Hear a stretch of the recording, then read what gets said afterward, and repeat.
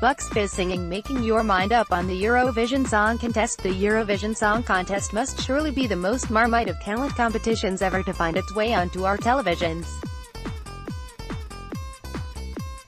You either love it or loathe it, and I'm definitely in the former camp. From the overblown performances to the underdressed performers, it's all wandered so far across the boundaries of bad taste that it's boomeranged back into fantastic viewing for me. Every year I think I've seen the best, worst, delete as you see fit that the countries can come up with, only to have it topped the following May. We've had everything from overly suggestive Polish milkmaids, to a tinfoil-wearing, techno-singing Ukrainian drag queen. We've even had the dubious joy of Finland's favorite heavy rock band competing, complete with their latex monster masks. And the winner of this year's weirdest performance must surely go to Israel's entry, Netta.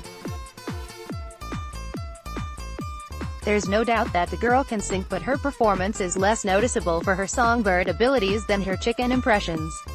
Yes, you read that right. Chicken impressions, as part of the song.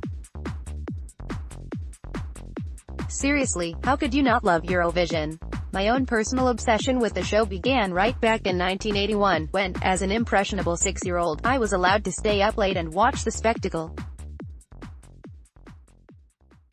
All the songs and routines were fine and dandy, but then, up onto my screen walked 4 performers who would blow my young mind. They were dressed in bright, primary colors, looking for all the world like they'd borrowed their outfits from Rainbow's Rod, Jane and Freddie.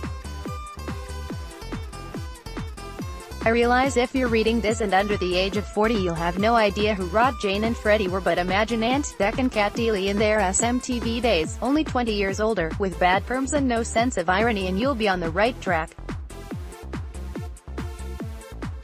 On came Bucks Fizz and they performed "Making Your Mind Up" with that unforgettable addition of those long skirts being pulled off to reveal mini skirts underneath.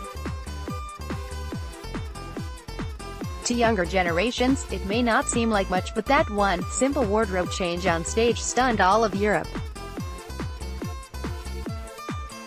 For the rest of that year, every lunchtime in school was spent acting out their performance.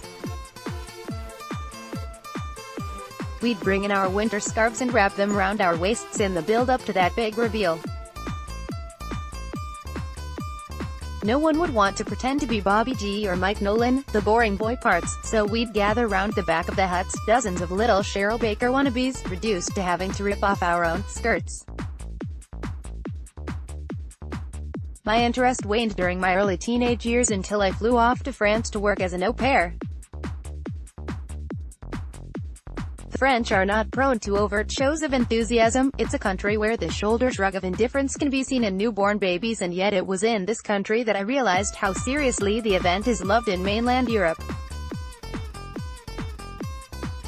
I was working there for 2 weeks during the Easter holidays, and everywhere I went, I heard this song called Je voulais la vie.